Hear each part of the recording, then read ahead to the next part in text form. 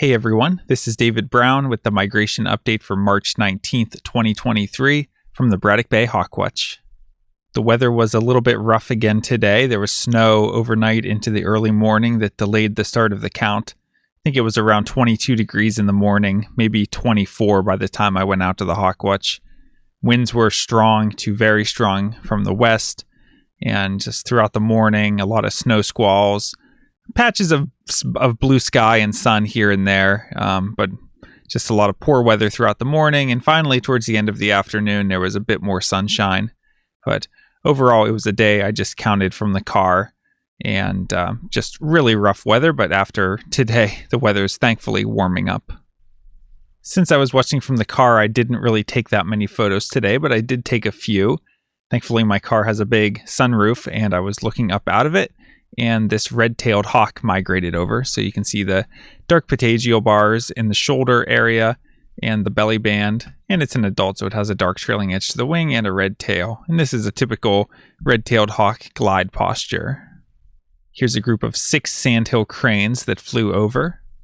And about 2 minutes later, a separate group of 8 sandhill cranes passed by heading east as well. Although this group then seemed to turn around and go back the other way.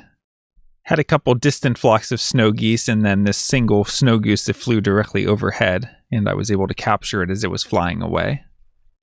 And here's an immature bald eagle coming up on 2 years old. It's typical for them to have white undersides like this, and we can see 2 ages of flight feathers in the wings, where the longer ones are the retained juvenile feathers, and the shorter, darker ones are ones that have already been replaced once.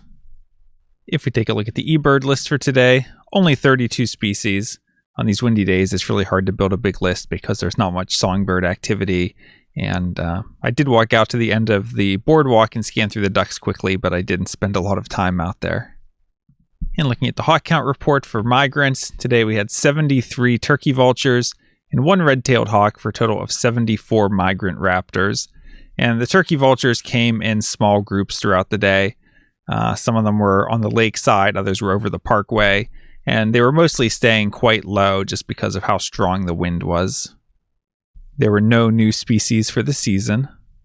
If we take a look at the forecast, tomorrow's looking sunny with a few clouds, high near 45. Winds west-southwest at 15 to 25 miles per hour. So that's a good wind direction. Pretty good wind speed, maybe slightly on the stronger side, make it a little uncomfortable to be hawk watching just from having to hold your binoculars and scope still in stronger winds, but should be fine for the birds, I would think. So I'm really looking forward to a good day tomorrow.